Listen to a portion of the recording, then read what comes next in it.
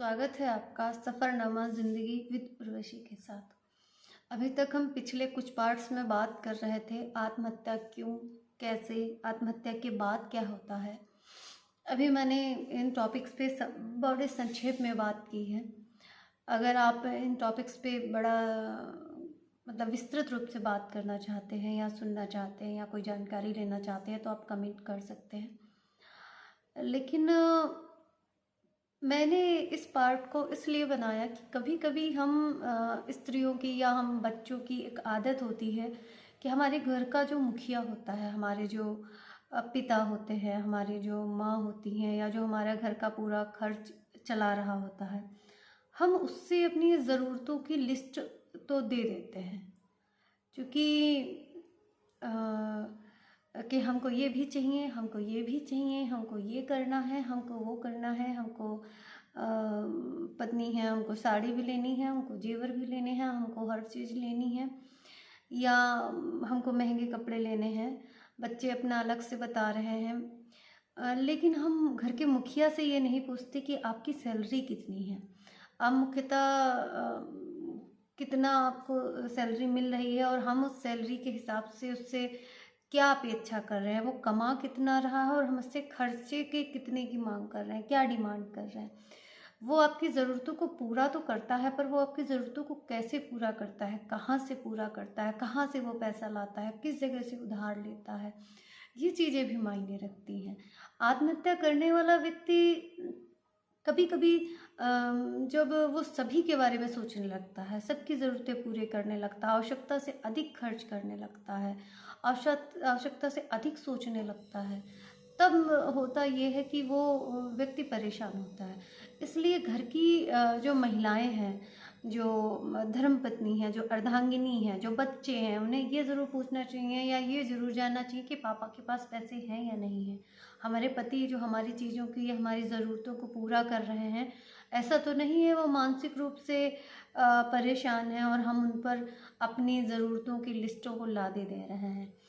तो ये भी एक कारण होता है आत्महत्या करने का, कि व्यक्ति आपकी इच्छाओं को पूरा तो कर रहा है, लेकिन वो कैसे कर रहा है इस बारे में आप जानने का प्रयास नहीं करते। कभी कभी घर की जो महिलाएं होती हैं वो अपने पतियों से झगड़े करती हैं छोटी छोटी चीज़ों के लिए कि इस बार मुझे यही लेना है, यही लेना है।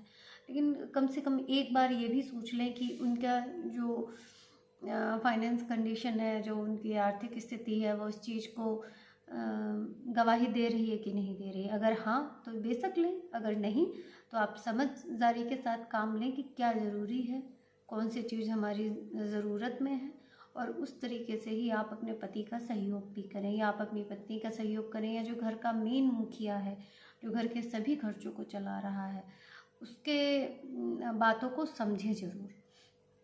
कभी कभी हमारे माता पिता हमें किसी काम को करने से रोकते हैं, तो हम बच्चे होते हैं, वो हम सोचते हैं कि नहीं, हम बहुत समझदार हो गए हैं।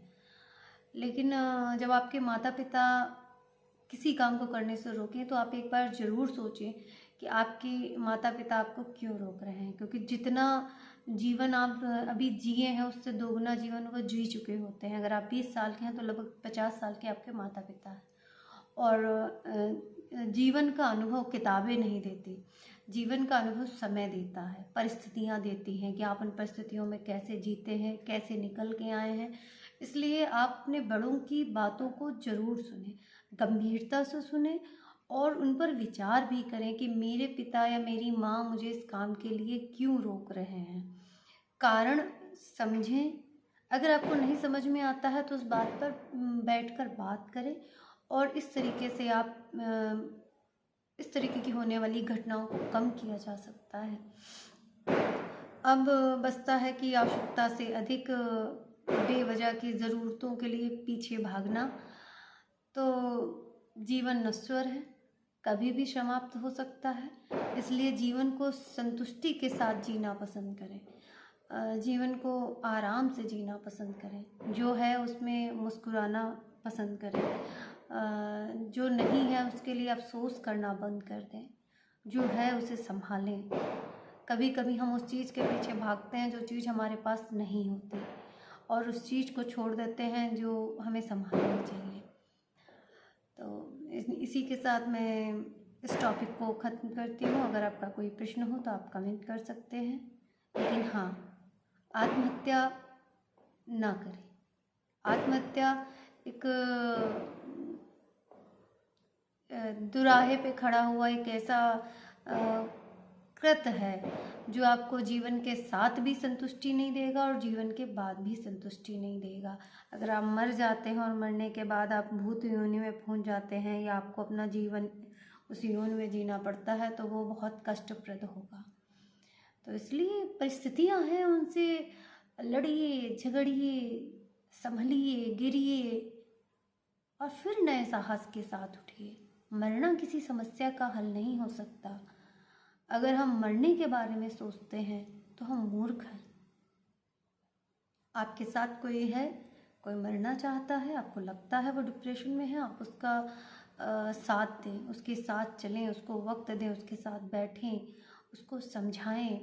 कभी कभी जब कोई हमें समझाता है तो उसकी बात हमें समझ में आ जाती है और एक व्यक्ति बच जाता है। तो समझें, प्रेम का अर्थ मर जाना नहीं होता है। प्रेम का अर्थ होता है संपूर्ण सृष्टि से प्यार करना, प्रत्येक जीव से प्यार करना, इंसान से प्यार करना। प्रेम का अर्थ पाना ही नहीं, प्रेम का अर्थ खोना भी होता है। और दैहिक रूप से किए गए प्रेम पर इतना विशेष ध्यान देने की बजाय आत्मिक रूप से किए गए प्रेम पर ध्यान दें। अगर आप ईश्वर से प्रेम करते हैं और ईश्वर ने आपको अपनी बाहों में ले लिया तो उसके बाद आपको किसी की ज़रूरत नहीं है, किसी भी चीज़ की ज़रूरत नहीं है और कोई भी चीज़ आपसे दूर नहीं है। तो इसलिए जब भी लगे कि अब जीवन को ख़त्म करना है तो ईश्वर की शरण में जाएं, कृष्ण की शरण में जाएं, आपको जो देवी देवता प्रिय लगता हो उसकी शरण में जाएं, भोलेनाथ की शरण में जाएं। धन्यवाद।